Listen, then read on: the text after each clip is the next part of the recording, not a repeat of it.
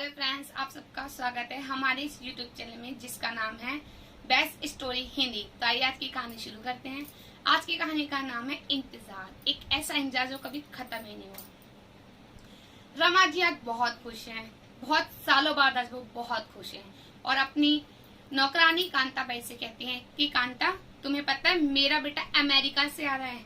Kanta by खुश होती है। अच्छी बात है माँ जी, तो आपको कुछ सामान की जरूरत हो तो मुझे बताना। रामा, हाँ वो अचार तुम ला देना बाजार से, मेरे को आम का अचार डालना है अपने बेटे के लिए। अरे माँ जी रहने दो, अब इस उम्र में कहाँ आम का अचार आप डालोगी। अरे मैं डाल लूंगी, मेरे बेटे को मेरे हाथ का आम का अचार बहुत पसंद है, इसीलिए तू बस लेके आ जाइयो। ठीक है माँ जी, और किसी सामान की जरूरत हो तो बता देना। रामा जी, हाँ ऊपर वाला कमरा बहुत अच्छे से साफ कर देना ताकि बेटे भाई बहू को ये नहीं लगना चाहिए कि पुराने जमाने का घर है। ठीक है माँ जी, कहकर अपने घर चली जाती है।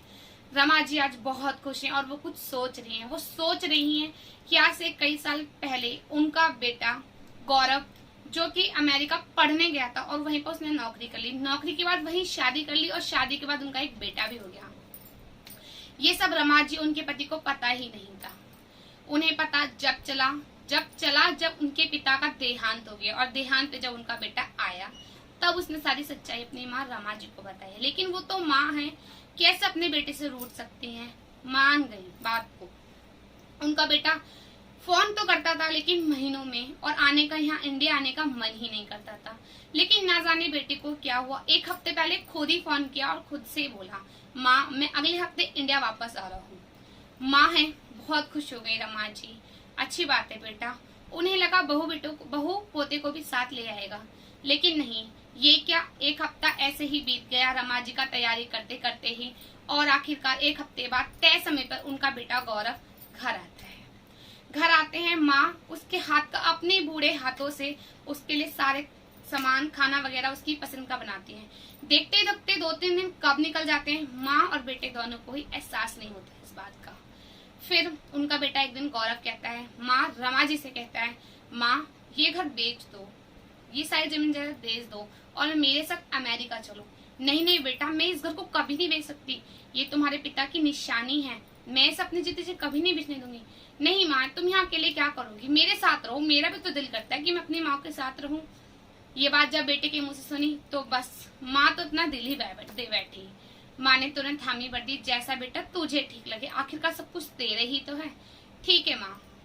बेटे ने 2-3 दिन के अंदर ही सब कुछ बेच दिया और अमेरिका वापस जाने की टिकट बुक करा ली।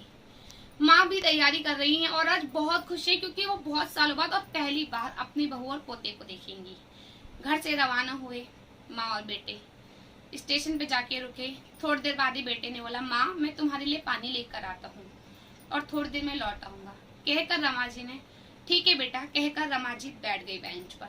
लेकिन ये क्या, थोड़ी देर की कह के गया था, 1-2-10 घंटे तक बीत गए लेकिन उनका बेटा नहीं लौटा। अब रमा जी का रो रो के बुरा हाल है। वो रो रही हैं, बेंच पे बैठी बैठी वो रो रही हैं। लोग उन्हें देख रहे हैं। क्या हो माँ जी, क्या बात है, मेरा बेटा कुछ देर की कह के गया था, अभी तक नहीं लौटा। माँ का दिल है, कहीं ऐसा तो नहीं कोई अनहोनी हो गई। नहीं नहीं माँ जी, कुछ लोग घुसुर पुसुर कर रहे हैं और आपस में कह रहे हैं कि लगता है बेटा माँ को छोड़ गया। लेकिन माँ है, मानता नहीं, वृद्धाश्रम बार बार अपने से सवाल कर रही है और अपने से जवाब देती है। क्या मेरे बेटे ने मेरे साथ धोखा करा? नहीं, वो मेरा बेटा को ऐसा नहीं कर सकता। जाती है करा हो तो उसी को जरूरत होगी, मुझे नहीं बता सकता होगा।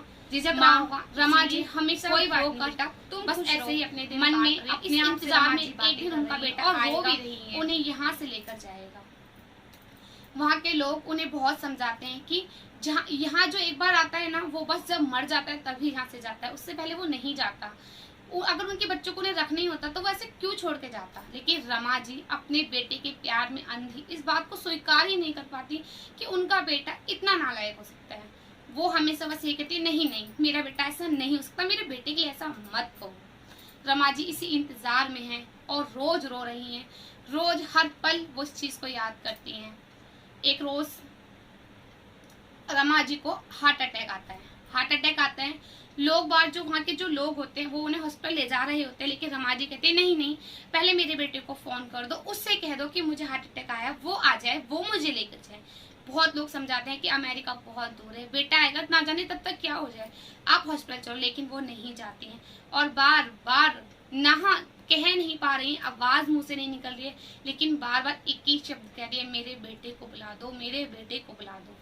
बहुत सारे लोग उन्हें, कभी कोई फोन कर रहा है, कोई उन्हें बहला रहा है, लेकिन बेल जा रही है, लेकिन बेटा फोन नहीं उठा रहा है। आखिरकार बेटे ने फोन उठाया। बेटे ने फोन उठाया है तो जिस बंदे ने उसको फोन किया है वही बोल रहा है, बेटा तुम्हारी माँ को हार्ट अटैक आया, तुम जल्दी आ जाओ, मेरे पास टाइम नहीं है इस फालतू बकवास के लिए, फोन रखो, कहकर फोन काट दो और फिर फोन बंद कर लिया। तो वृद्धाश्रम के मैनेजर ने भी फोन करना बंद कर दिया। रमा जी लगातार कह रही हैं, मेरे बेटे को बुला दो, मुझे उसे देखना है, मुझे उसे देखना है। जब रमा जी को लगा कि अब ये शरीर साथ नहीं देगा, तो तकिए के नीचे रखी हुई अपने बेटी की तस्वीर निकालती हैं और अपने चेहरे के सामने रखती हैं और आंसू से उस पूरी तस्वीर को भिगो देती हैं और अपने सीने पे रख लेती हैं और सीने पे रखते ही कहती हैं, बेटा तुम सदा खुश रहो, तुम सदा खुश रहो। कहते कहते ना जाने रमा जी कब इस दुनिया से चली गई, वहां खड़े लोगों को भी इस बात का एहसास नहीं हुआ। एक ऐसा इंतजार रमा जी ने करा जो कभी खत्म ही नहीं हुआ, ऐसा इंतजार। आप लोगों से उम्मीद है कि आपको मेरी कही हुई कहानी अच्छी लगी होगी। प्लीज अपने माता पिता के साथ ऐसा व्यवहार ना करें, वो हमें कितना कुछ देते हैं, हमारा भी फर्ज है कि जब उन्हें हमारी जरूरत है तो हम उनके साथ खड़े रहें। इसी के साथ मैं आज की कहानी एंड करती हूँ। उम्मीद है आपको मेरी कहानी पसंद आई। अगर पसंद आई हो तो लाइक, शेयर और सब्सक्राइब जरूर कीजिएगा। कमेंट करना बिल्कुल ना भूलना, कमेंट करोगे तो मुझे पता चलेगा मेरी कही हुई कहानी आपको कैसी लगी। तो चलिए अगली कहानी में फिर मिलते हैं, तब तक के लिए राधे राधे।